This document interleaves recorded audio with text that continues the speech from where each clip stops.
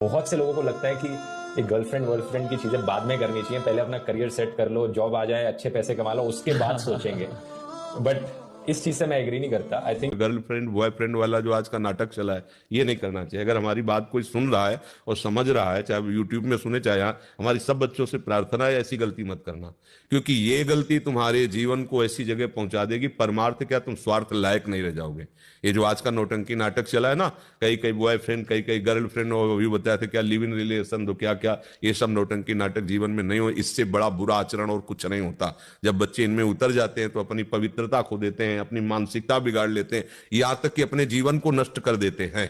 अभी जब तक माता पिता का सहर्ष स्वीकृति ना हो तब तक पुरुष का वर्ण करने का भाव नहीं होना चाहिए। ये दोनों ही बहुत बड़े यूट्यूबर हैं और दोनों ही अपनी जगह पर ठीक हो सकते हैं। ध्रुव भाई हैं, उन्होंने कहा कि गर्लफ्रेंड बॉयफ्रेंड बनाने में कोई दिक्कत नहीं है। जो लोग इन चीज़ों के खिलाफ हैं वो उनसे एग्री नहीं करते हैं, और शायद वो इसीलिए भी एग्री नहीं करते हैं क्योंकि उनकी शादी उन्हीं से हुई है जिनसे वो पहले प्यार करते थे, यानी कि जो उनकी पहले गर्लफ्रेंड थी उन्हीं से उनकी शादी हुई है। और आज वो उस मुकाम पर पहुंच गए हैं जिस पर अच्छे अच्छे लोग नहीं पहुंच पाते हैं। जिनके जीवन में गर्लफ्रेंड नहीं है वो तक उस मुकाम पर नहीं पहुंच पाते हैं। जो इंसान जिसके जीवन में गर्लफ्रेंड है वो उस मुकाम पर पहुंच गया है। महाराज जी भी अपनी जगह पर ठीक हो सकते हैं, लेकिन महाराज जी आध्यात्मिक गुरु हैं और जो ध्रुव राठी हैं वो सांसारिक जीवन को समझते हैं और वो शायद भगवान में विश्वास करते भी नहीं हैं। और जो महाराज जी हैं वो कुछ ज़्यादा ही भगवान में विश्वास करते हैं। अगर कोई व्यक्ति है वो भगवान में बिल्कुल भी विश्वास ना करे, और अगर कोई व्यक्ति है वो भगवान में बहुत ज़्यादा विश्वास करे, तो ये दोनों ही समाज के लिए खतरनाक हो सकते हैं और ये दोनों ही खुद के लिए भी खतरनाक हो सकते हैं, क्योंकि ये बहुत बड़े प्लेटफॉर्म पर हैं और इनके मिलियंस में फॉलोअर्स हैं। जो लोग इन्हें सुनेंगे वो इन्हीं के रास्ते पर आगे बढ़ेंगे। लेकिन ध्रुव राठी ने जो शादी की थी वो हिंदू रीति रिवाज के हिसाब से ही शादी की थी और भारत में आकर ही शादी की थी। तो इस हिसाब से अगर देखा जाए तो शायद कहीं ना कहीं ध्रुव राठी भगवान में थोड़ा बहुत विश्वास करते हैं। लेकिन जो ये महाराज जी हैं वो शायद साइंस में बिल्कुल भी विश्वास नहीं करते हैं, क्योंकि इनकी एक वीडियो है जिसमें उन्होंने कहा था, एक कोई साइंटिस्ट थे वो कह रहे थे कि महाराज जी हमें भगवान में विश्वास करने में बहुत तकलीफ होती है, समझ में नहीं आता है कि भगवान में विश्वास करें या ना करें, क्योंकि भगवान दिखाई नहीं देते हैं। तो फिर इन्होंने एक बहुत ही भद्दा बेकार सा तर्क दिया था। इन्होंने कहा था कि मान लो कोई स्त्री है, अगर उसके कोई पुत्र होता है या पुत्री भी होती है, जब बड़ा हो जाता है तो फिर वो अपनी मम्मी से पूछता है कि उसके पापा कौन है, तो फिर केवल और केवल वो स्त्री ही बता सकती है कि उसके पापा कौन है, उसके अलावा कोई नहीं बता सकता है।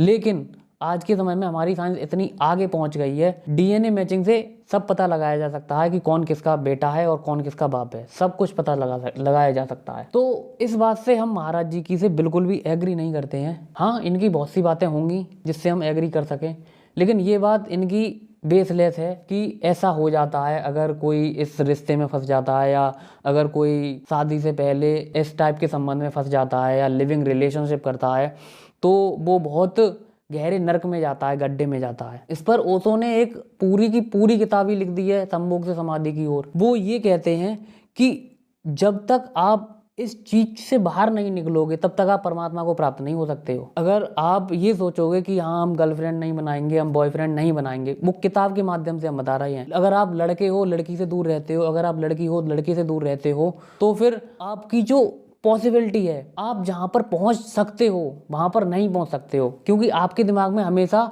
वही चीज़ चलती रहेगी कि काश हमारी ज़िंदगी में भी एक कोई ऐसा इंसान होता जो हमें समझता।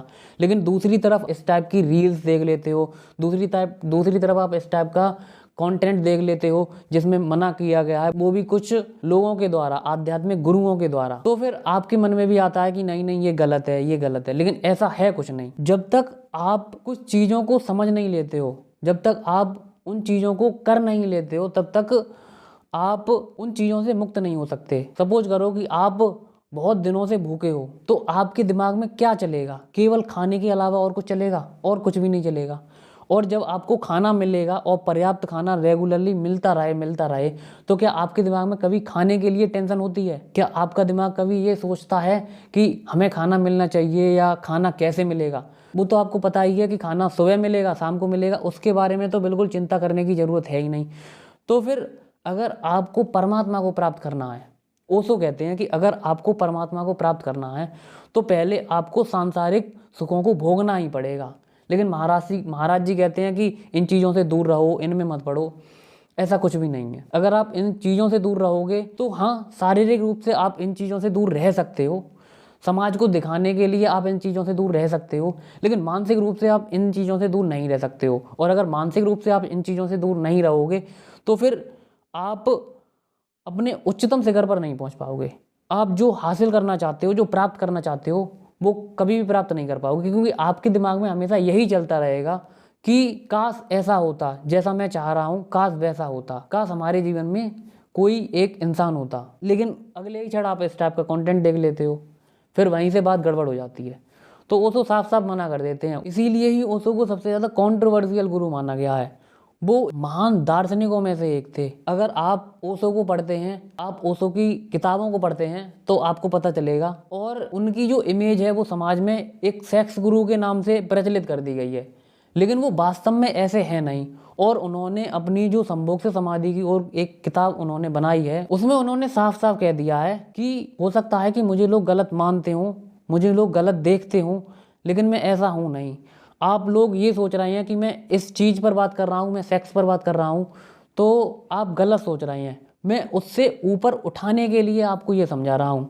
मैं उससे ऊपर आपको परमात्मा को प्राप्त कराने के लिए ये बात कर रहा हूँ। और वो बहुत ही ज़्यादा क्रिटिसाइज करते हैं गुरुओं को या शिक्षकों को, जो इन चीज़ों को दबाने की बात करते हैं, जो इन चीज़ों के बारे में ये कहते हैं कि नहीं नहीं ये चीज़ें गलत हैं और ये वाली बात हमारी जुबान पर भी नहीं आनी चाहिए। वो उन लोगों को, उन गुरुओं को बहुत ही ज़्यादा क्रिटिसाइज करते हैं अपनी किताब में। अगर आपको कभी समय मिले तो आप पढ़ के देखना उनकी किताब को। और उन्होंने बहुत सी अच्छी अच्छी किताबें बनाई हैं।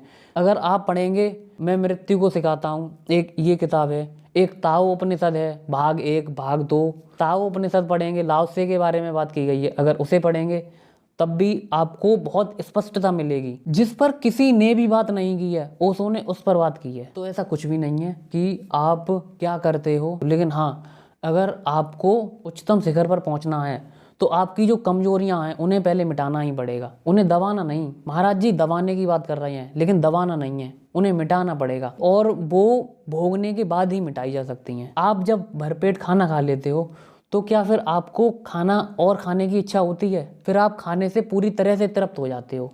इसी तरह से सांसारिक चीज़ें हैं, जब आपको वो चीज़ें प्राप्त हो जाती हैं तो आप उनसे मुक्त हो जाते हो, फिर उनकी तरफ शायद मुड़कर भी नहीं देखते हो। जैसे कि खाना है, खाने को केवल आप इसी हिसाब से देखते हो कि हाँ भूख लग रही है, खाना खा लेंगे तो शरीर स्वस्थ रहेगा, शरीर चलता रहेगा। आप उसमें ज़्यादा डीपली नहीं जाते हो।